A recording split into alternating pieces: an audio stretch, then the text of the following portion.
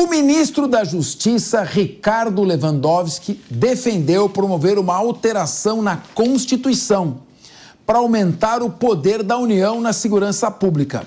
Lewandowski cita um sistema de segurança semelhante ao SUS.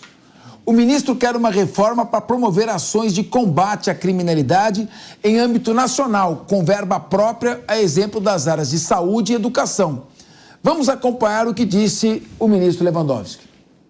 Este modelo tem que ser modificado. E ele tem que ser modificado por meio de uma alteração constitucional, penso eu, dando mais poderes para a União para fazer um planejamento nacional de caráter compulsório para os demais órgãos de segurança, sobretudo quanto às diretrizes fundamentais. O legislador, em boa hora, em 2018, criou o Sistema Único de Segurança Pública, à semelhança do SUS, embora não esteja constitucionalizada. E também estabeleceu um Plano Nacional de Segurança Pública, em que integrasse todas essas forças, sobretudo no que diz respeito à troca de dados de inteligência.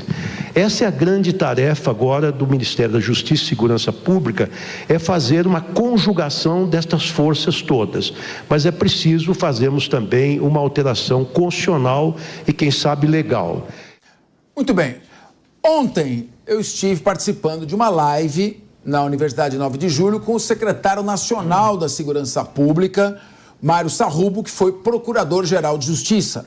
Lá estava também o meu irmão juiz, o Dr. Rodrigo Capês, e o Dr. José Carlos Blatt, promotor do caso da favela naval. E ali foi colocada uma questão interessante. Se um sujeito pratica um crime na cidade de Franca e instaura-se um inquérito em Franca, ele corre um pouquinho para a fronteira com Minas Gerais. Lá não se sabe desse crime em Franca. O juiz de Minas Gerais não vai ficar sabendo do que aconteceu. Então, se fala, sim, num boletim de ocorrência unificado, um boletim de ocorrência da União. Não é um boletim de ocorrência federal, porque é competência das polícias estaduais. É um boletim de ocorrência nacional, ou seja, compartilhado entre todas as polícias. Essa me parece ser uma boa medida. Agora, Felipe Monteiro, não adianta trazer mais atribuições para a Polícia Federal, para a União, e deixar as despesas todas de segurança pública com os estados que estão de pires na mão. Precisamos fazer uma redistribuição de competências tributárias. Os estados têm que ficar com mais tributos, então. A União fica com toda a parte do bolo mais saborosa e depois os municípios e estados vêm com pires na mão.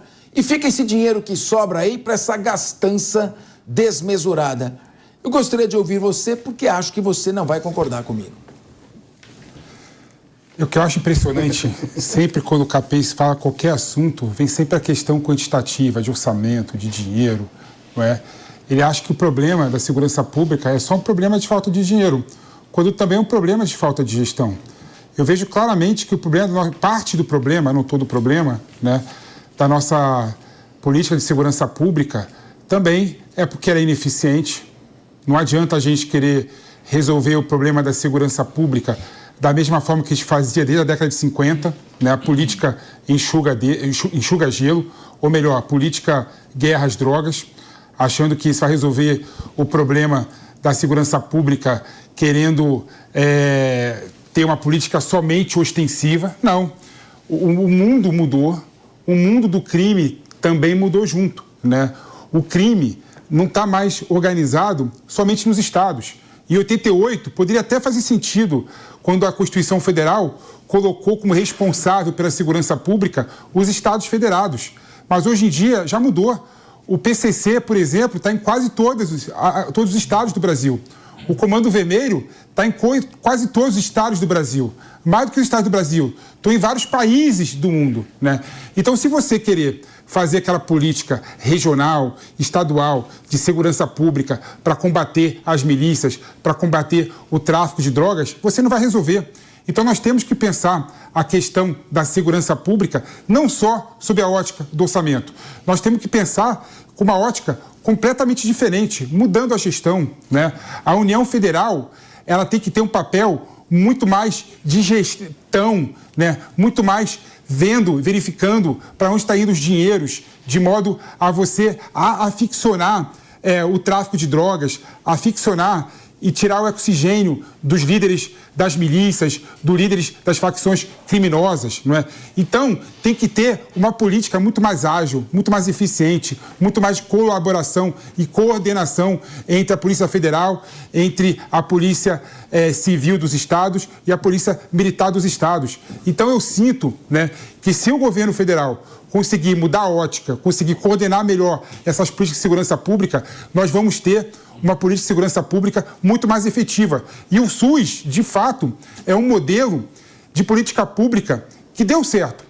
Então eu vejo que se o Brasil quiser se inspirar no SUS, e quando em 2018, né, o Temer aprovou a lei do SUSP, né, a lei de Sistema Único de Segurança Pública, né? Foi muito nesse caminho de tentar dar mais coordenação às políticas públicas, dar mais coordenação, compartilhamento de inteligência.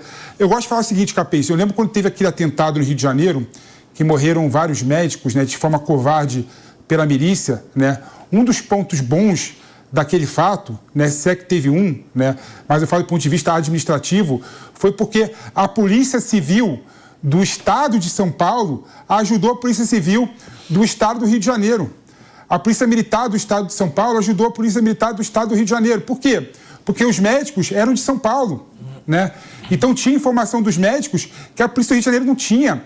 Uma baita integração, uma baita coordenação ajudou a revelar esse caso de uma forma muito mais rápida. Então nós precisamos sim ter mais coordenação, ter mais efetividade, independente da questão orçamentária, quando a gente fala em segurança pública. Meu querido Wilson Pedroso, em 1992, 32 anos atrás, nós tínhamos cerca de 90 mil policiais militares no estado de São Paulo. Para usar São Paulo como exemplo. Sabe quanto nós temos hoje? 32 anos depois, 80 mil policiais militares. Quantos tinham? 90. Sabe quantos policiais militares seriam necessários para São Paulo? Hoje, 130 mil policiais militares. Nós temos 80 mil.